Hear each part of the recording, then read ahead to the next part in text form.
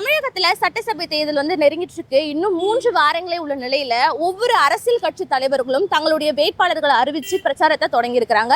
அந்த வகையில இன்னைக்கு நம்ம வந்திருக்கிற பகுதி தான் வேளச்சேரி. வேளச்சேரி பகுதியில் இருக்க மக்கள் கிட்ட உங்களுடைய ஓட்டு யாருக்கு போட போறீங்க, எந்த மாதிரி மாற்றத்தை நீங்க எதிர்பார்க்குறீங்க அப்படின்னு சொல்லிட்டு நிறைய விஷயங்களை கேட்டு தெரிஞ்சுக்க போறோம். வாங்க. 2026 வருகின்ற ஏப்ரல் 23 வந்து தேர்தல் அனௌன்ஸ் பண்ணியிருக்காங்க. உங்களுடைய ஃபர்ஸ்ட் ஓட்டர்ஸ் நினைக்கிறேன். ஐ திங்க் நீங்க எல்லாமே எந்த கட்சிக்கு ஓட்டு போடலாம்னு நீங்க நினைச்சிட்டு இருக்கீங்க? டிவிகே. நீங்க? டிஎம்கே தான், வேற எதுக்கும் வாய்ப்பு இல்லை. அது டிவிகே தளபதி விஜய் சார் வந்தா நல்லா இருக்கும். ஸ்டாலின் தான் மறுபடியும் சேம். நாம் தமிழர் கட்சி ஆட்சிக்கு வந்தா நல்லா இருக்கும்னு நினைக்கிறேன். டிவிகேக்கு போடலான்னு இருக்கும். விஜய் வந்தான்னா எங்களுக்கு நிறைய பாதுகாப்பு. புதிய கட்சிங்க வந்து நம்ம சும்மா கத்திக்கிட்டே இருக்க வேண்டியதுதான், ஒன்றும் சாத்தியம் இல்லை. நெக்ஸ்ட் டைம் என்ன வரதுக்கு வாய்ப்பு இருக்கு என்னன்னு தெரியல. மாற்றம் வரும் எதிர்பார்க்கிறோம். விஜய்க்கு தான் நாங்க போடுறோம். டிவிக்கே தான். என்ன காரணம்? இல்லை, எப்பயுமே ஒரே அலையை தானே இருந்துட்டு இருக்காங்க. ஏதாவது மாற்றம் வரும்னு நினைக்கிறோம். அதனாலதான் ஸ்டாலின் இருக்காங்க. ஓகே, ஸோ இப்போ புதுசாக வரவங்களுக்கு நம்ம கொஞ்சம் ஸ்பேஸ் கொடுக்குறோம். நான் அதுதான் நினைப்பேன். ஸோ டிவிக்கே வந்து நான் ஓட் பண்ண நான் நினைக்கிறேன். ஏன்னா அவங்களுக்கு கொஞ்சம் சான்ஸ் கொடுத்தோன்னா இப்போ அவங்க ஜெயிக்க முடியலனாலும் எதிர்கட்சியே ஸ்ட்ராங்காக வருவாங்க. ஸோ நெக்ஸ்ட்டு திரும்ப இதே மாதிரி கண்டினியூவாக அவங்க பண்ணிகிட்டே இருந்தாங்கன்னா நெக்ஸ்ட்டு அவங்க ஜெயிக்க சான்ஸ் இருக்கு நிறைய. நம்ம தளபதி டிவிக்கே வந்தா கொஞ்சம் நல்லா இருக்கணும். புதுசா ஒரு மாற்று வரட்டமே, அவங்க வந்து பண்ணட்டமே. அவங்களே மாத்தி மாத்தி மாத்தி மாத்தி வந்தா எப்படி? ஏடிஎம்கேலாம் இப்போ வர்றதுக்கெல்லாம் வாய்ப்பு இல்லை, நிறைய பிரிஞ்சு போயிட்டாங்க. சரிங்களா? புதிய கட்சிங்க வந்து நம்ம சும்மா கத்திக்கிட்டே இருக்க வேண்டியதுதான், ஒன்றும் சாத்தியம் இல்லை. நெக்ஸ்ட் டைம் என்ன வரதுக்கு வாய்ப்பு இருக்கு என்னன்னு தெரியல. டிஎம்கே தான், வேற எதுக்கும் வாய்ப்பு இல்லை. ஏடிஎம்கே வர்றதுக்கு ஏதாவது வாய்ப்புகள் இருக்கிறதா? வாய்ப்பு கம்மி தான். ஏன்னா பிஜேபியோட சேர்ந்ததுனால கம்மி. பழைய அரசியல் வந்து சும்மா எப்ப பாரு கூட்டணி அப்படியோ அவங்களோட ஃபேமிலியே தான் மொத்தம் வந்துட்டே இருக்கு. இது ஒரு வாட்டி புதுசா போட்டு பார்க்கலாமே, எப்படி இருக்குன்னு பார்க்கலாமே. அதனால தான் எங்களுக்கு அது டிவிக்கே தளபதி விஜய் சார் வந்தா நல்லா இருக்கும். இப்போ பண்ற ஆட்சி நல்லா தான் இருக்கு, நான் ஒன்றும் குறை சொல்ல. பட் யங்ஸ்டர்ஸ்க்கு வாய்ப்பு கொடுத்தா கொஞ்சம் நல்லா இருக்கும். விஜய் வந்தான்னா எங்களுக்கு நிறைய பாதுகாப்பு. விஜய்க்கு தான். என்ன காரணம்? புது ஆட்சி வந்தா நல்லா இருக்கும், மாற்றம் இருக்கும். எல்லாரும் இப்போ பார்த்தாச்சு, எல்லா ஆட்சியும் ஓட்டு போட்டு எலெக்ஷன்ல எல்லாருமே அந்தந்த வருஷமும் வாழ்ந்துட்டாங்க. இதுக்கப்புறம் விஜய்க்கு புதுசா பார்த்து ஒரு வாய்ப்பு கொடுக்கலாம். இந்த நியூ ஜென்ரேஷன் வரட்டும், புதுசாக ஒரு ஆள் வந்தால் நல்லா இருக்கும்னு யோசிக்கிறோம். டிவிகேக்கு போடலான்னு இருக்கும். புதுசாக இப்போ எல்லாருமே அதான் பேசியிருக்கோம். பல்வேறு அரசியல் கட்சி தலைவர்கள் வந்து நிறைய அனௌன்ஸ்மெண்ட் இப்போ சொல்லிட்டு இருக்காங்க. என்ன அப்படின்னா, நிறைய வாக்குறுதிகள், நாங்க வந்தா இந்த விஷயம் உங்களுக்கு பண்றோம். ஏடிஎம்கே இருக்கட்டும், டிஎம்கே இருக்கட்டும், டிவிகே கூட தலைவர் விஜய் அவர்களுமே நிறைய விஷயங்களை சொல்லிட்டு இருக்காங்க. ஒரு வாக்காளரா நீங்க எப்படி இதை பாக்குறீங்க? இலவசம்ன்றது அது கொஞ்சம் இதுதான் லிமிட். ரொம்ப நாங்கள் எதிர்பார்க்கறது இல்லை. இப்போ எப்படி லேடிஸ்க்கு கொடுக்குறாங்களோ அந்த மாதிரி ஜென்ஸ்க்கு கொடுத்தா நல்லாயிருக்கும். லேடிஸ்க்கு மட்டும் பஸ் ஃப்ரீ, லேடிஸ்க்கு மட்டும் எல்லாமே இது பண்ணுறாங்க. சமமாக கொடுத்தாங்கன்னா இன்னும் கொஞ்சம் நல்லாயிருக்கும். நாம் தமிழர் கட்சி ஆட்சிக்கு வந்தா நல்லா இருக்கும்னு நினைக்கிறேன். ஏன்னா அவங்க இலவசன்றதை ஒழிக்கணுன்றாங்க. இப்போது போக்குவரத்தில் ப்ரைவேட் வந்துருச்சு, மின்சாரத்துறையில் ப்ரைவேட் வந்துருச்சு. ஸோ ஆல்ரெடி எல்லாமே ப்ரைவேட்டில் வந்துருச்சு. இப்போ இலவசம்னு எல்லாத்துக்குமே இலவசங்கும் பொழுது மக்கள் வந்து உழைப்புலேருந்து வெளியேறாங்க. உழைப்புலேருந்து வெளியேறும் போது அப்போ மக்கள் எல்லாமே சோம்பேறித்தனம், எல்லாமே இலவசங்கும் போது அப்போ அந்த இலவசத்தை கொடுக்குறாங்களே, அதை எதுலேருந்து ஈடுகட்டுறாங்க? அந்த இலவசத்தை எப்படி அடைப்பாங்க? இப்போ நாம் தமிழ் கட்சி ஆட்சிக்கு வந்துச்சுன்னா அந்த இலவசம்லாம் எதாவது இருக்காது. மக்கள் உழைக்கும் வர்க்கமாக வருவாங்கன்னு சொல்லி. இப்போ இந்த திமுக கடந்த 5 ஆண்டுகளை எந்த மாதிரி ஒரு ஆட்சி அமைச்சிருக்குன்ட்டு உங்களுடைய பார்வை? மண் கொள்ளை, மணல் கொள்ளை. கன்னியாகுமரிலாம் போய் பார்த்தீங்கன்னா, நான் ஒரு இடையில ட்ரிப்பு போனேன். கன்னியாகுமரிலாம் போனீங்கன்னா எப்படி சொல்கிறது, தாயின் மாற அறுத்தது போல் அங்கங்கே மலைகளெல்லாம் வெட்டி வீழ்த்தப்பட்டு அடுத்த சந்ததிகளுக்கு எதுவுமே இல்லை, மிச்சம் இருக்காதுன்னு எனக்கு தோணுது இந்த திராவிட ஆட்சியில். எங்களுக்கு விஜய் வந்தால் நல்லா இருக்கும்னு தோணுது. பட் இருந்தாலும் உங்களுக்கு ஒரு சான்ஸ் கொடுக்கறது பெட்டர்னு தோணுது.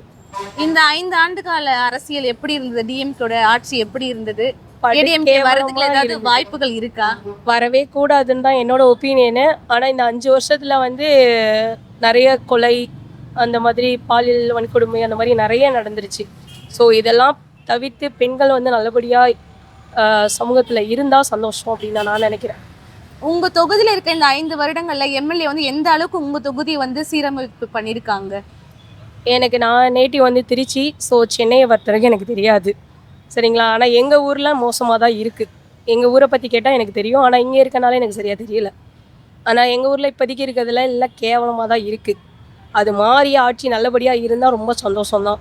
அது பெண்களுக்கு வந்து நல்ல ஒரு ரிசல்ட், எல்லா இடத்துலையும் வேலைவாய்ப்புலேருந்து போகிற வர பஸ்ஸாக இருக்கட்டும், இல்லை பொது இடங்களாக இருக்கட்டும், எல்லா இடத்துலையும் வந்து நல்ல ஒப்பீனியன் பெண்களுக்கு கொடுக்கணுன்றது என்னோடய ஃபஸ்ட்டு இப்போ நானே கடையில் தான் இங்கே நான் குழிப்பணியார கடை தான் வச்சுருக்கேன். ஸோ இங்கே வர கஸ்டமர்கிட்ட நான் எப்படி அசிங்கப்படுறோனோ அவமானப்படுறோனோ அதே மாதிரி மற்ற பெண்கள் எல்லா இடத்துலையும் இருக்கிறாங்க. எல்லாரும் எனக்கு பெண்கள் ஒரு இது இருக்கணும். அதே சமயத்தில் கஷ்டப்படுற ஒரு ஏழை எளிய மக்களுக்கு நல்ல ஒரு படிப்பு, ஒரு வேலை, கவர்மெண்ட் வேலையாக இருந்தால் இன்னும் ரொம்ப ஹாப்பியாக ஃபீல் பண்ணுவோம் எல்லாருமே. ஓட்டு வாங்கி நம்ம பதவியில் உட்கார்ந்ததுக்கு பிறகு யார் எக்கேடு கட்டி செத்து போனா என்ன, அந்த மாதிரி தான் அவங்க எதிர்பார்க்குறாங்க. ரெண்டாவது வந்து இந்த ஆட்சி இப்போ இருக்கிற ஆட்சி வந்ததுலேருந்தே 2 வயசு குழந்தைக்கு கூட பாதுகாப்பு கிடையாது. 2 வயசு குழந்தைய கூட 45 வயசானவங்க வச்சிடுறான். அசால்ட்டாக நான் அரெஸ்ட் பண்ணி ஜெயிலில் போட்டேன். ஏன் போட்டான், எதுக்கு போட்டான்? அவனுக்கு தண்டனை என்ன எதுவும் கிடையாது. 2 வயசு குழந்தைக்கு என்ன தெரியும் சொல்லுங்க. அதனால இந்த ஆட்சி வரக்கூடாது. எனக்கு தெரிஞ்ச அளவுக்கு வர வேணாம். இந்த இது வராத விஜய் வந்தான்னா எங்களுக்கு நிறைய பாதுகாப்பு இருக்கு. நான் இப்போ ஒண்டி லேடி தான். எனக்கு 5 வயசுல அம்மா அப்பா எல்லாம் இல்லை. அதுலேருந்து நான் ஒண்டியாக தான் இருக்கேன். நான் ஏதோ ஒரு வேலையை செஞ்சு நான் பொழைச்சிட்டு இருக்கேன். நான் போய் எனக்கு கொலை முயற்சி வருதுன்னு சொல்லி போலீஸ் ஸ்டேஷனில் கம்ப்ளைண்ட் கொடுத்தா எந்த இப்போ இதுவும் எடுக்கலை. போலீஸ்காரங்களே கமிஷன் வாங்கிட்டு, இது பப்ளிக்கே தெரியணும், கமிஷன் வாங்கிட்டு போமா போமா போமான்னு துரத்தி விட்றாங்க. 10 பெட்டிஷன் கொடுத்துருக்குறாங்க, ஒரு பெட்டிஷன் கூட எடுக்கலை. அதனால் இந்த வெட்டி ஆட்சியில் விஜய் வந்தாருன்னா சூப்பராக இருக்கும்னு என்னுடைய அபிப்பிராயம். என்னுடைய ஆசையும் அதுதான். உண்மையாலுமே விஜய் வரணும். எம்ஜிஆருக்கு அடுத்து விஜய் தான். எங்கள் அப்பா இருக்குமே எங்களை எல்லாம் நல்லா பார்த்தாங்க. அதுக்கு பிறகு அம்மா பார்த்தாங்க. அம்மா போயிடுச்சு, எல்லாமே போச்சு.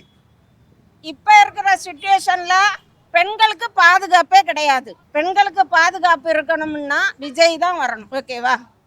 ஆனால் எல்லா மக்களும் நல்லா சிந்திச்சு நல்ல முயற்சி எடுங்க. யாருக்கு ஓட்டு போடணும் போடக்கூடாது, இந்த ஓட்டு போட்டால் நம்மளுக்கு என்ன பாதுகாப்பு இருக்குது, என்ன பெனிஃபிட் இருக்குது அப்படின்னு நினச்சிட்டு எல்லா மக்களும் ஓட்டு போடுங்க. ரெண்டாவது வந்து அவன் 8,000 தரான், அவன் 10,000 தரான். மோடி 10,000 பேங்க்கில் போடுறான். அதெல்லாம் சுச்சிப்பி, ஒன்றும் கிடையாது. இப்போ வாய் பேச்சு பேசுவாங்க. இதில் வாங்குறவங்க மொத்தம் திமுக ஆட்சியில் குழுவில் இருக்கிறவங்க தான் இந்த 2,000 ரூபா. இப்போ 2,000 ஆக்கிட்டான். 1,000 ரூபா இருந்தது. இப்போ 2,000 ரூபா தரேன் எனக்கு ஓட்டு போடுங்கன்ற மாதிரி. ஆனால் இது வந்து ஃப்ராடு. எனக்கு தெரிஞ்ச வரைக்கும் ஏழை மக்கள் யாரும் வாங்கலை. வயசான பாட்டிங்க எல்லாம் புருஷனால இல்லை, புருஷன் கிடையாது, பிள்ளைங்களால் கைவிடப்படுறாங்க. மருமக சம்பாரிச்சாங்கன்னா மாமியாரை பார்க்கறது கிடையாது. இன்னைக்கு எத்தனை மாமியாருங்க இதோ இங்கே ஒன்று இருக்கு பாருங்க. அவங்கள பார்த்தா என் அம்மா மாதிரி எனக்கு வயிறாக எரியும். பிள்ளைங்க ஆதரவு இல்லாத. ஆனால் விஜய் வந்தோன்னா இதுக்கெல்லாம் நல்ல ஒரு முடிவு தெரியும். 8,000 கொடுக்குறான், 10,000 கொடுக்குறான்னு யாரும் முடிவெடுக்க கூடாது. தெளிவாக முடிவெடுங்க. விஜய் தான் வரணும், விஜய் தான் வரணும், விஜய் தான் வரணும். இலவசன்ற பேரில் கொடுத்தான்றதுக்காக நம்ம போய் இது பண்ணக்கூடாது. இப்போ வந்து நம்ம எல்லாமே இது பண்ணணும். அதுக்கு ஸ்ட்ரகிளாக இது பண்ணணும். ஜனங்க வந்து இலவசமாக எல்லாம் கொடுத்துட்டாங்கன்னா எல்லாம் கிடச்சிருமா? அவர் சொன்னது கரெக்டு தான். அவர் ஆனால் வந்து எல்லாம் ஹெல்ப் பண்ணணும்ல. எல்லாமே இலவசமாக இருந்ததுன்னா நாட்டுக்கு. அதுதான் என்னோட கருத்து. இப்போ வந்து கேர்ள்ஸ்க்கு ரிலேட்டடாக எல்லாமே நல்ல ஃபெசிலிட்டிலாம் கொடுத்துருக்காங்க. பட் வந்து எப்படின்னா ஒரு கரண்ட் ரொம்ப போகும். ஸோ அந்த மாதிரி கொஞ்சம் மிஸ்டேக்ஸ்லாம் நிறைய இருக்குது. எனக்கு சேஃப்டி அது மாதிரி நிறைய விஷயம் வந்து இன்னும் ஃபோக்கஸ் பண்ணணும் அவங்க. ஸோ மற்ற விஷயத்துலன்னு பார்த்தீங்கன்னா கேர்ள்ஸ் விஷயத்தில் அது எல்லாமே வந்து நல்ல ஃபெசிலிட்டிலாம் கொடுத்துருக்காங்க. பட் நிறைய விஷயம் வந்து ரொம்ப நம்மளே போய் ரீச் அவுட் பண்ணுற மாதிரி இருக்குது. அவங்க வந்து எல்லாமே ஸ்கீம்ஸ்லாம் வைக்கிறாங்க. பட் வந்து எதுவுமே இன்னும் மக்களுக்கு புரியலை, தெரியல. ஓகேங்களா? இப்போ ஸ்கீம்ஸ் வந்து எப்படி அப்ளை பண்ணணும், எப்படி நம்ம போய் அது பண்ணணும்னு எதுவுமே தெரிய மாட்டேங்குது. ரொம்ப அது ரிலேட்டடாகவே இருக்காங்க இல்லையா? அவங்களுக்கு மட்டும்தான் அது ரிலேட்டடாக அவங்களுக்கு தெரிய வருது. ஸோ அது எப்படின்னா அதை பற்றி எப்படி போய் இதை ப்ராசஸ் பண்ணணும், அது கொஞ்சம் ஈஸியாக வைக்கணும்னு நினைக்கிறேன் நான். புரியுதா உங்களுக்கு? ஸோ ஒரு விஷயம் பண்ணணுன்னா அது யாரையாச்சும் மூலயமா ரெஃபர் பண்ணி பண்ணணும்னா ஈஸியாக இருக்குது. நம்மளாக பண்ணணுன்னா அது உள்ளே போக முடியல, ஒரு காசு கொடுத்து போக மாதிரி இருக்குது. ஸோ அந்த மாதிரி நிறைய விஷயம்ஸ் இருக்குது. இப்போ நாம் தமிழர் கட்சியோட தலைமை ஒருங்கிணைப்பாளர் சீமான் அவர்கள் வந்து அவருடைய கொள்கை வந்து ரீதியில் வந்து அடிப்படை மக்களுக்கு வந்து நீங்க நடந்துக்கணும், நான் அந்த மாதிரி ஒரு ஆட்சியை தான் அமைப்பா அப்படின்னு சொல்றாங்க. உங்களுடைய பார்வை? அதுவும் நல்லா இருக்கு, அது எளிமையா நல்லா இருக்கு. பட் அவங்க ஜெயிப்பாங்களான்னு இது எனக்கு தெரியல. ஏன்னா வந்துட்டு அவங்க ரொம்ப நியாயமா பேசினாலுமே உண்மைக்கு இங்க எங்க நியாயம், இங்க எப்படி ஆன்சர் கிடைக்கும் சொல்லுங்க? அது கிடைக்கிறது ரொம்ப கஷ்டம். we need a change இப்போ சொல்லக்கூடாது இல்லை, but there will be a change. Overall Tamil Nadu there will be a change.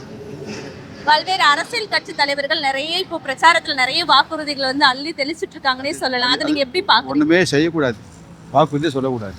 இது சுட்டாக இந்த எக்கானமி கண்ட்ரோல் படுத்தி விலைவாசி குறைச்சாவே போதும். யார்த்தையும் ஃப்ரீயாக கொடுக்கக்கூடாது. அவர் 1000 ரூபாய் கொடுக்கறது பெருசு இல்லை, ஃப்ரீ பஸ்ஸு போகிறது பெருசு இல்லை. ரொம்ப பிரச்சனை அதிகமாக இருக்குது. ஏன்னா பெண்களுக்கு பாதுகாப்பு கிடையாது.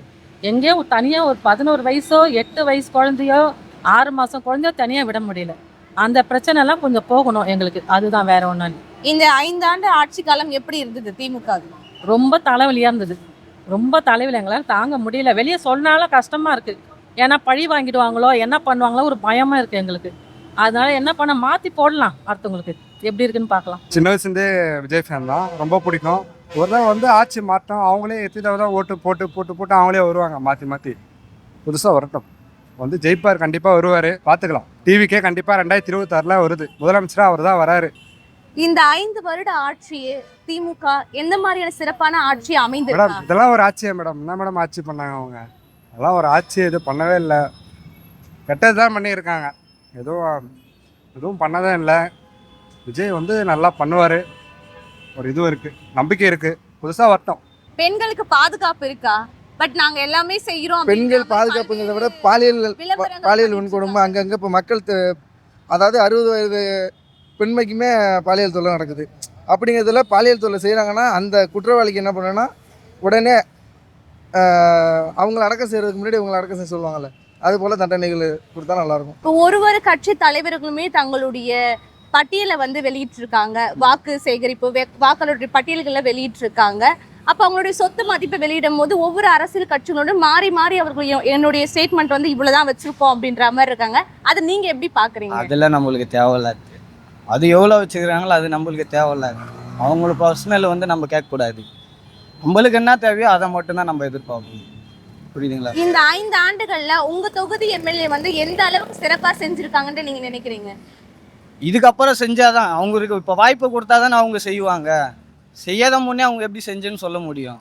கொடுத்து பார்க்கலாம், செய்யறாங்களா இல்லையானா அடுத்த ஆண்டு என்ன நடக்குதுன்னு அப்புறமா நம்ம பார்த்துக்கலாம்.